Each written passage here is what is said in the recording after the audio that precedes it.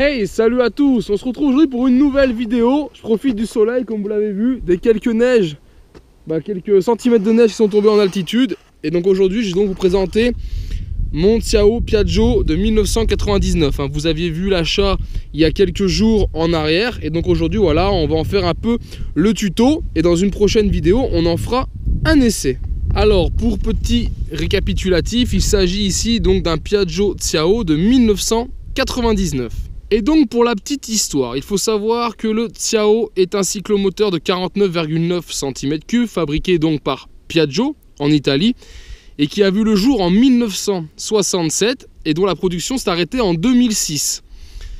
Et là, il faut savoir en gros, voilà, donc c'est un vélomoteur qui a 39 ans d'histoire, qui a été produit à 3,5 millions d'exemplaires, faisant de ce cyclomoteur italien le cyclomoteur italien le plus vendu au monde. Il y a eu plusieurs versions de Xiao avec ou sans suspension. Donc on retrouvait par exemple le PX qui était lui avec amortisseur, le P était sans amortisseur et le Xiao Mix lui avait un graissage séparé.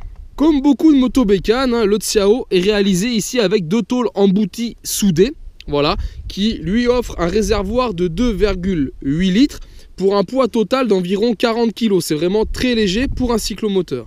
Donc il faut savoir que ce réservoir de 2,8 litres, donc en fait on fait en gros 2,5 litres au 100 km. Donc vous voyez, vous avez une autonomie à environ de 150 km.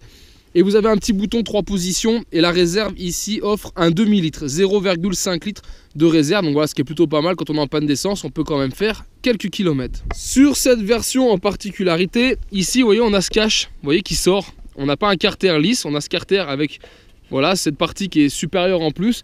Pourquoi? Tout simplement parce que j'ai ici un double variateur. Donc entre guillemets sur les Xiao, si vous avez l'option double variateur, c'est quand même mieux qu'un simple. Et niveau suspension, il est quand même très confortable. Pourquoi? Ici la selle, elle est suspendue ici sur l'avant. Regardez quand j'appuie, vous voyez, c'est toute la selle qui s'enfonce. La suspension en fait est cachée ici, dans cette partie. Donc voilà, on n'a pas la suspension là à l'arrière, mais on l'a sous la selle. Donc c'est quand même très confortable.